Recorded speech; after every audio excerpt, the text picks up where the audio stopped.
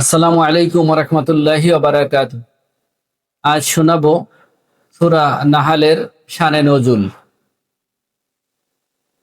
আল্লাহর রাসূল সাল্লাল্লাহু আলাইহি সাল্লাম মুশরিকদের বারবার সতর্ক করছিলেন, আল্লাহর অবাধ্য হলে শাস্তি আসবে, জাহান্নামের ভয়ঙ্কর আগুনে পুড়তে হবে।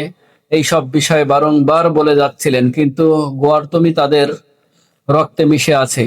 তারা যদি আর এই সব শুনে সতর্ক হয়, বরং আরো দুঃসাহস দেখিয়ে বলে, তুমি মিথ্যাবাদী।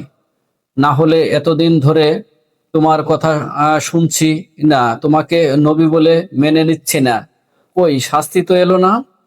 সত্যি সত্যি যদি নবী হয়ে থাকো, তাহলে যে শাস্তির ভয় দেখাও সেটি হাজির করো।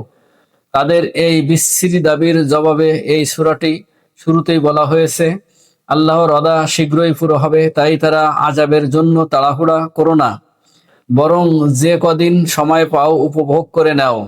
আর যদি পারো আল্লাহ ও তার রাসূলের সত্যতা বোঝার চেষ্টা করো। শিরিক ছেড়ে তাওহীদের পথে আসার আহ্বান জানিয়ে আল্লাহ তাআলা এই সূরাটি নাজিল করেছেন। এছাড়া আর নবীর ডাকে সাড়া না দেওয়ার পরিণাম, সত্যের বিরোধিতা করার পরিণাম কি হবে তাও স্পষ্টভাবে তুলে ধরেছেন।